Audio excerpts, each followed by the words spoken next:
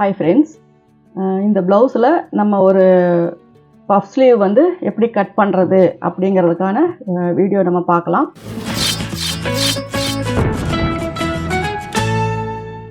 ஆக்சுவலாக இது மெஷர்மெண்ட்ஸ் நம்ம நார்மலாக எப்பவும் போல் கட் பண்ணுறது தான். ஸ்லீவ் மட்டுமே நமக்கு ஒரு பஃப் ஸ்லீவ் மாடலில் வந்து கேட்டிருக்காங்க. அது சாரீ அந்த ப்ளவுஸ்லேயே இருக்கிற கிளாத்தில் எப்படி நம்ம வச்சு அதை அட்ஜஸ்ட் பண்ணுறது அப்படிங்கிறத இந்த வீடியோவில் நம்ம பார்க்கலாம்.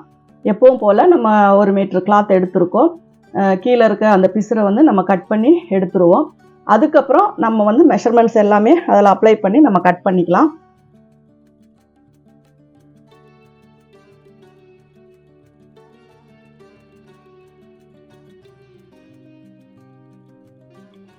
உயரம் வந்து 13.5 + அரை 14 மார்க் பண்ணிக்கலாம்.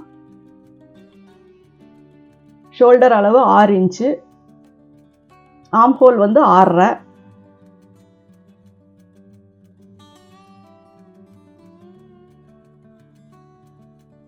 ரவுண்டு 9.75.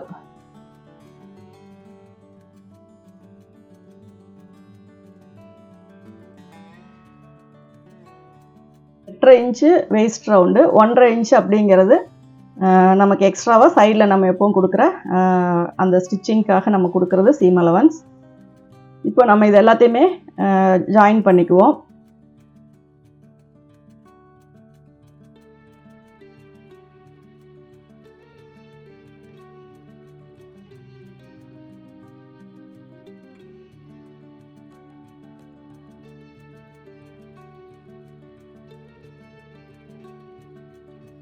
ரெண்டே முக்கால் வந்து கழுத்தினுடைய அகலம்.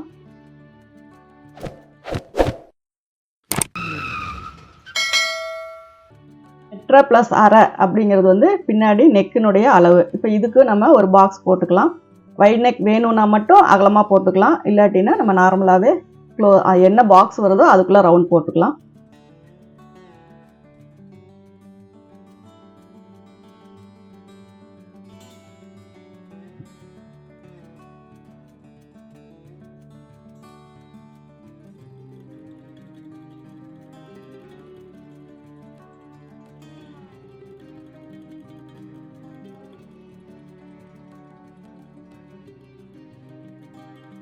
இன்ச்சு வந்து நமக்கு ஆர்ம்ஹோல் ரவுண்ட் வருது. பேக் நெக் கட் பண்ணிக்கோங்க. அதுக்கப்புறம் அப்படியே ஷோல்டர் கட் பண்ணிக்கோங்க.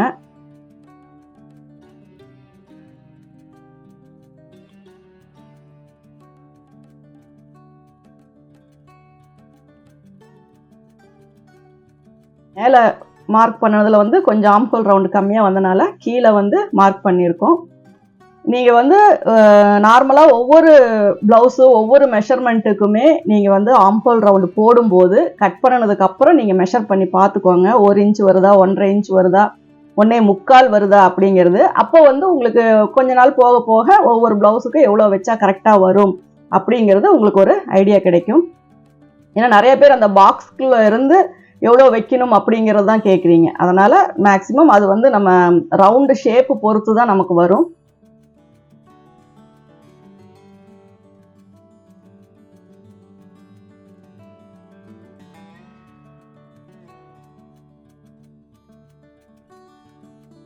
இது கிராஸ் கட்டிங் தான்.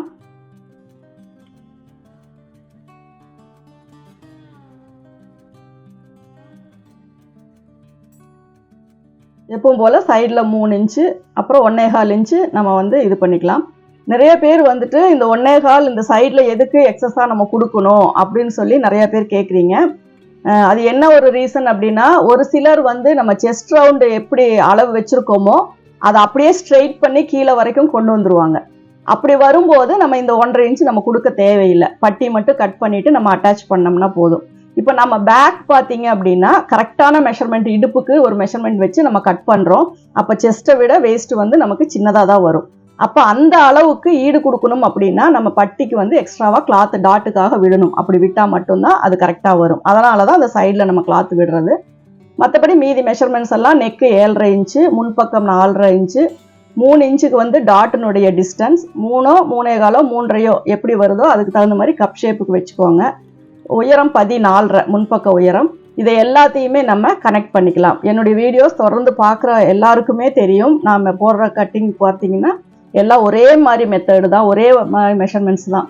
ஆனால் உங்களுக்கு என்னன்னா, நீங்கள் ஒவ்வொரு அளவுகள் உங்களுக்கு யூஸ்ஃபுல்லாக இருக்கும். அதாவது 35 அளவு, 34, 32, 28 இப்படி ஒவ்வொரு அளவுகளும் உங்களுக்கு வந்து மேட்ச் ஆகும். அதில் என்னென்ன சேஞ்சஸ் நான் பண்ணுறேன் அப்படிங்கிறத தெரிஞ்சுக்கிறதுக்கு தான் இந்த ஒவ்வொரு மெஷர்மெண்ட்ஸில் வர வீடியோஸுமே நம்ம போட்டுட்ருக்கோம்.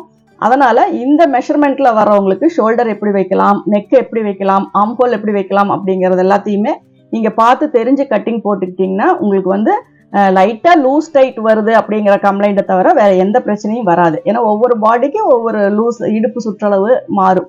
அது மட்டும்தான் உங்களுக்கு ப்ராப்ளம் வருமே ஒழிய மற்றபடி வேறு எதுவும் இல்லை. லூஸ் டைட் பற்றி பிரச்சனை இல்லை. எப்பவுமே ப்ளவுஸை வந்து கொஞ்சம் லூஸாகவே இருக்கும், போடும்போது கொஞ்சம் ஃப்ரீயாக இருக்கிற மாதிரியே நீங்கள் ஸ்டிச் பண்ணிக்கோங்க. அப்போ தான் வாஷ் பண்ணினதுக்கப்புறம் நல்லா டைட்டாக ஆகும். எந்த மெட்டீரியலாக இருந்தாலுமே வாஷ் பண்ணும்போது கொஞ்சம் டைட்டாக இருக்க மாதிரி தான் தோணும். அதனால் அந்த மாதிரி கொஞ்சம் லைட்டாக லூஸ் வச்சு நீங்கள் ஸ்டிச் பண்ணிக்கலாம். 9.25 வருதான்னு பார்த்துக்கோங்க. அதுக்கப்புறம் நம்ம கொஞ்சம் வைடாக வேணும்னா கொஞ்சம் வைட் ரவுண்ட் போட்டுக்கோங்க. இல்லை குறுகலாக போதும் அப்படின்னாலும் அதே மாதிரி நெக்கு நீங்கள் போட்டுக்கோங்க. ஒரு சிலருக்கு வந்து நமக்கு வந்து செஸ்ட்டும் அந்த ஷோல்டர் பகுதி பார்த்தீங்கன்னா குறுகலாக இருக்கும். அதாவது கொஞ்சம் ஸ்லோப்பிங் ஷோல்டராக இருக்கும். உங்களுக்கு ஸ்கொயர் ஷோல்டராக இருக்கவங்களுக்கு பார்த்தீங்கன்னா நல்லா விரிஞ்ச ஷோல்டர் மாதிரி இருக்கும். நெக்கும் அப்படி தான் இருக்கும், செஸ்ட்டும் அப்படி தான் இருக்கும். அந்த மாதிரி இருக்கவங்களுக்கு நம்ம வைடாக கொடுத்தா மட்டும்தான் அந்த இழுத்து பிடிக்காம அவங்களுக்கு போடும்போது ஃப்ரீயாக இருக்கும். அதனால தான் அந்த எக்ஸ்ட்ராவாக நம்ம கொடுக்கறது வைட் ரவுண்டுக்கு. க்ளோஸாக இருக்கவங்களுக்கு, நெக்கு குறுகலாக இருக்கிறவங்களுக்கு நீங்கள் ரொம்ப வைடாக கொடுத்துட்டீங்க அப்படின்னா அது அவுட்டரில் பார்த்தீங்கன்னா அந்த ஆம்ஹோல் கிட்ட நம்ம செஸ்டினுடைய அந்த கழுத்து பகுதி வெள்ளையாக தெரியுது அப்படின்னு சொல்லுவாங்க. ஆனால் அதுவே வந்து நம்ம ப்ராட் ஷோல்டர் இருக்கவங்களுக்கு, ஸ்கொயர் ஷோல்டர் இருக்கவங்களுக்கு அந்த இடம் வந்து ரொம்ப குறுகலாக போயிடும். அதனால் யாருக்கு என்ன கட்டிங் போடணும் அப்படிங்கிறதை நீங்கள் பார்த்துக்கோங்க.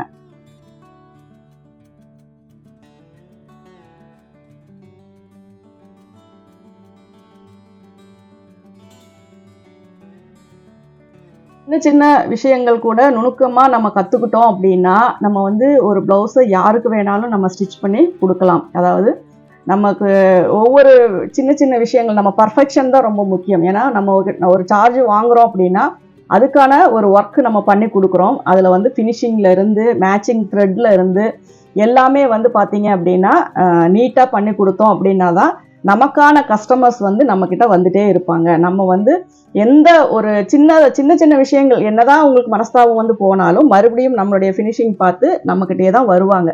ஏன்னா அது என்ன ஒரு ரீசன்னா, நிறையா பேருக்கு வந்து நம்ம டைமுக்கு கொடுக்கல அப்படிங்கிறது ஒரு ப்ராப்ளம் வரும்.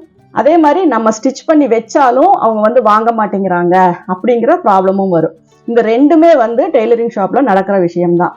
ஆனால் நம்ம என்ன பண்ணணும்னா அது எப்படி தான் அவங்க பண்ணினாலும் செஞ்சாலும் அவங்களுடைய தேவைக்கு தான் வந்து வாங்குவாங்கங்கிறத நம்ம மைண்ட் செட் பண்ணிக்கணும். ரொம்ப எமர்ஜென்சி, ரொம்ப உடனே வேணும்னு கேட்குறது மட்டும்தான் சீக்கிரம் டெலிவரி போகுமே ஒழிய எப்போ வேணாலும் கொடுங்க நான் பொறுமையாக வாங்கிக்கிறேன்னு சொல்லி கொடுக்கும்போது என்னாகும் அப்படின்னா நமக்கு வந்து கொஞ்சம் பெண்டிங் ஆக தான் செய்யும். அப்போ நம்ம ரெடி ஆனோன்னா அவங்களுக்கு இன்ஃபார்ம் பண்ணிவிட்டு வந்து வாங்கிக்கோங்கன்னு சொல்லி நம்ம ஒரு தடவைக்கு 2 தடவை நம்ம சொல்லலாம். அது வந்து தப்பு கிடையாது. ஏன்னா நம்மளும் இதை வச்சு தான் அது நெக்ஸ்ட்டு அடுத்தடுத்த எக்ஸ்பென்ஸ் எல்லாமே இதை வச்சு தான் நம்ம பண்ணுவோம். அப்படிங்கும்போது கண்டிப்பாக வந்து நம்ம கூப்பிட்டு இது மாதிரி உங்களுக்கு ரெடி ஆயிடுச்சுங்க வந்து வாங்கிக்கோங்க அப்படிங்கிறது வந்து நம்ம ரெக்வஸ்ட் பண்ணலாம். ஆனால் அதே மாதிரி அவங்க கேட்டும் நமக்கு ஏதோ ஒர்க்கர்ஸ் ப்ராப்ளமாக இருக்கலாம், இல்லை ஏதோ ஒரு பிரச்சனை, ஆர்டர்ஸ் நிறையா இருக்கலாம். இடையில எல்லாருமே வந்து அர்ஜென்ட்னு கேட்கறனால ஒரு சில விஷயங்கள் ஒரு சில இது வந்து பெண்டிங் ஆகலாம். இந்த மாதிரி நிறைய ரீசன்னால அந்த டைமுக்கு கொடுக்க முடியல அப்படின்னா அவங்கள ஷாப்புக்கு வர்றதுக்கு முன்னாடியே அவங்கக்கிட்ட இன்ஃபார்ம் பண்ணிவிட்டு இது மாதிரி டிலே ஆகுதுங்க, ரெடி பண்ணிவிட்டு நான் கொடுக்குறேன், இல்லாட்டினா நீங்கள் கால் பண்ணி கேட்டுட்டு வாங்க அப்படின்னு அது ஒரு நல்ல சுமூகமான ஒரு ரிலேஷன்ஷிப்பை நம்ம வளர்த்துக்கணும். கஸ்டமராகவே எப்பவும் இல்லாமல் நம்ம வந்து நம்ம அவங்களுடைய இதுக்கு அவங்க அவ்வளோ செலவு பண்ணி வர்றது, டிஸ்டன்ஸ்லேருந்து வர்றது, அவங்க ஒரு அலைச்சல், குழந்தைங்கள விட்டுட்டு வர்றது, டைம் இல்லாமல் வர்றது, இந்த மாதிரி எல்லாம் பிரச்சனைகள் இருக்கும்போது நம்ம வந்து அவங்களுடைய இதை தான் ஃபஸ்ட்டு நம்ம பார்க்கணும். அதனால் ரெடி ஆகலையா, இந்த டைம் ரெடி ஆகலைங்க, ரெடி ஆனோன்னா இன்ஃபார்ம் பண்ணுறோம் அப்படிங்கிற மாதிரி சொல்லிடணும். அதே மாதிரி ரெடி ஆயிடுச்சுன்னா உடனே இன்ஃபார்ம் பண்ணி சொல்லிடணும். அதே மாதிரி அவங்களுடைய தேவைக்கு ஏற்ற மாதிரி நம்ம ஃபஸ்ட்டு எல்லாத்தையுமே பண்ணணும். அதுக்கப்புறம் ஒரு சிலர் வந்து நம்மக்கிட்ட ஆர்டர்ஸ் வந்து உடனே வாங்காமல் கூட இருக்கலாம். அது ஒரு தடவைக்கு 2 தடவை நம்ம ஃபோன் பண்ணலாம், ஃபோன் எடுக்காமல் இருக்கலாம். அந்த மாதிரியும் நிறைய பிரச்சனைகள் நிறையா இது எல்லா டெய்லரிங் ஷாப்லேயும் ஒரு ரேக்கில் வந்து ஒரு குறிப்பிட்ட மெட்டீரியல் வந்து டெலிவரி எடுக்காமல் அப்படியே ஸ்டோர் ஆகி நிற்கிறதும் இருக்குது. அதுவும் நடக்கும். அதனால் நம்மளை பொறுத்த வரைக்கும் ஃபினிஷிங் அப்படிங்கிறது ரொம்ப இம்பார்ட்டன்ட். அதை நம்ம கொடுத்துட்டோம் அப்படின்னா நமக்கு கொரியர்லேயும் அனுப்புவாங்க. அதே மாதிரி நம்மளுடைய ஒர்க்கு இதெல்லாம் அந்த டைமிங் கொடுக்குறோம் அப்படின்னா நம்மளுடைய ரெஸ்பான்ஸ் அவங்கக்கிட்ட எப்படி நம்ம பிஹேவ் பண்ணுறோம் அப்படிங்கிறதான நிறைய விஷயங்கள் வந்து நமக்கு வந்து கொஞ்சம் லேட்டானாலும் நிறைய கஸ்டமர்ஸை நமக்கு கொண்டு வந்து தரும். அதனால் டெய்லரிங்கை பொறுத்த வரைக்கும் பொறுமை இம்பார்ட்டன்ட் அப்படின்னு நான் ரொம்ப நாள் சொல்லிகிட்டே தான் இருக்கேன். அதே தான் நானும் ஃபாலோ பண்ணுறேன்.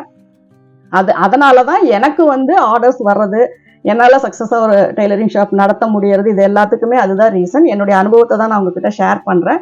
அதனால் முடிஞ்ச வரைக்கும் நம்ம வந்து அதே மாதிரி டெய்லர்ஸ் சைட்லேயும் அவங்களுக்கு சாட்டிஸ்ஃபேக்ஷனாக ஒர்க்கு கொடுத்துட்டே இருக்கணும். அப்போ தான் அவங்களும் ஒரு மாதிரி ஒர்க் பண்ணுவாங்க.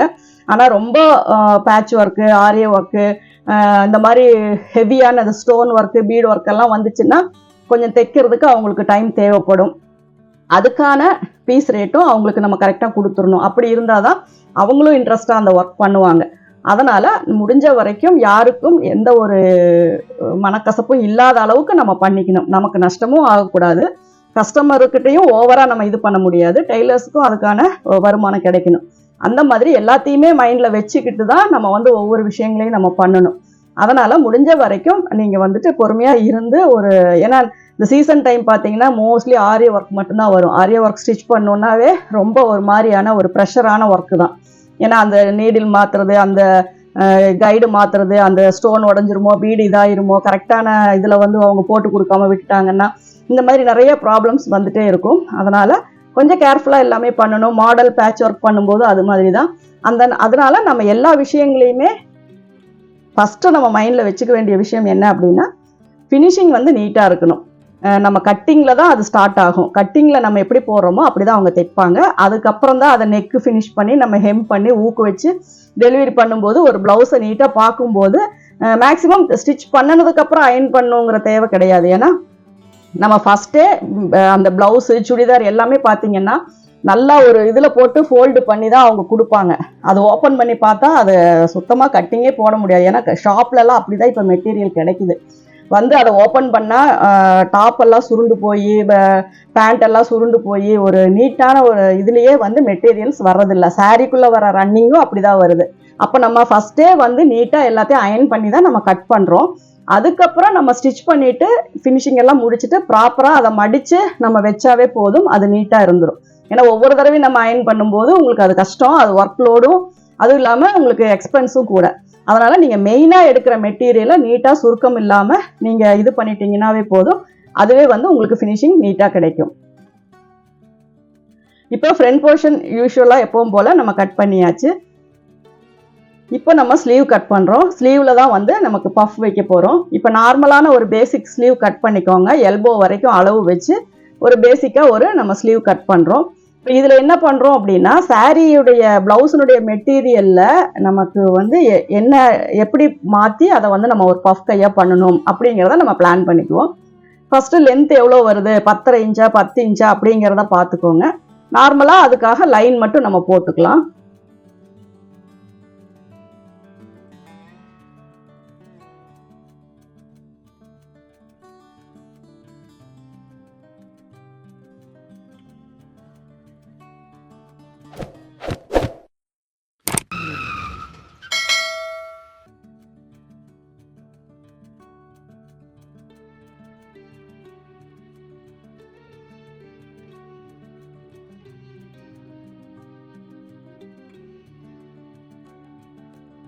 அதுக்கு ஜாயிண்ட் பீஸ் முதல் கொண்டு எல்லாத்தையும் நம்ம வெட்டிக்கலாம். இதுக்கப்புறம் இப்போ வந்து நம்ம இதை கட் பண்ண தேவையில்லை.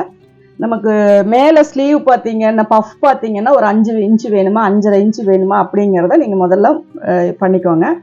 கீழே வந்து பார்டர் இருந்துச்சுன்னா அந்த பார்டர் அளவுக்கு நம்ம அப்படியே வந்து கீழே கொடுத்துக்கலாம். சப்போஸ் பார்டர் இல்லை பிளெயின் தான் அப்படின்னா அதுக்கு தகுந்த மாதிரி கீழே வந்து நம்ம கிளாத்தினுடைய உயரம் கொடுத்துக்கலாம். இப்போ மேலே பார்த்தீங்கன்னா பஃப்புக்கு வந்து 5 இன்ச்சு ரெடி அளவு நமக்கு வேணும். கீழே பார்த்தீங்க அப்படின்னா பார்டருக்கு வந்து 4.5, மொத்தம் ரெடியாக 9.5 அல்லது 10 இன்ச்சு நமக்கு தேவைப்படும்.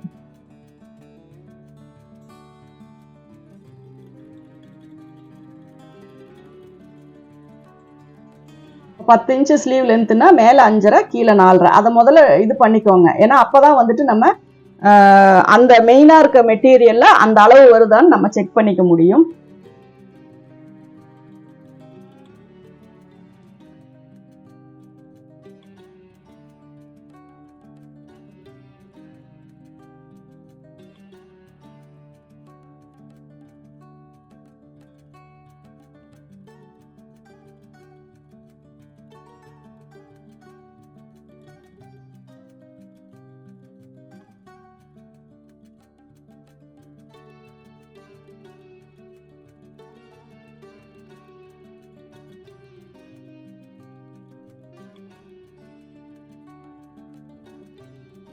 இப்போ பார்த்தீங்கன்னா இந்த பார்டர் வந்து நம்ம வந்து அதில் மேலே பஃப் கொடுத்துக்கலாம். ஏன்னா கொஞ்சம் டிஃப்ரென்ஸ் இருந்தால் தான் அது நல்லாயிருக்கும்.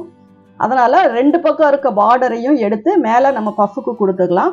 கீழே வர பிளெயின் கிளாத்தை கீழே பார்டருக்கு கொடுத்துக்கலாம். அதுக்கப்புறம் எப்பவும் போல் ஃப்ரண்ட்டு பேக்கு இது எல்லாத்தையும் நம்ம கட் பண்ணிக்கலாம். இப்போ இந்த அளவு மெட்டீரியல் வந்து நம்ம மேலே வந்து பஃப்புக்காக நம்ம யூஸ் பண்ணிக்கலாம்.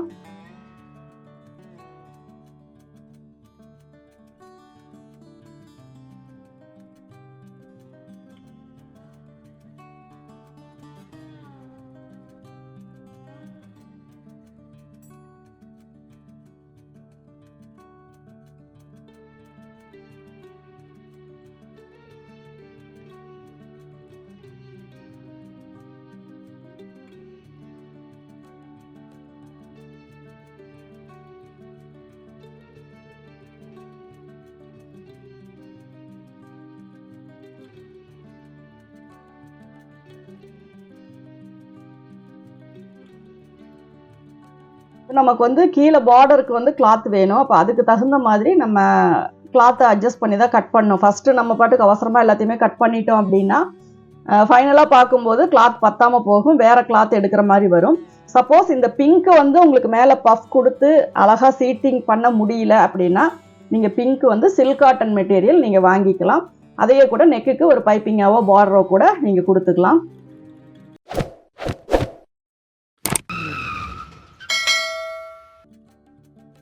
கீழே வர போர்ஷனை வந்து நம்ம கீழே வந்து அந்த ஸ்லீவுக்கு வந்து பார்டர் கொடுத்துக்கலாம்.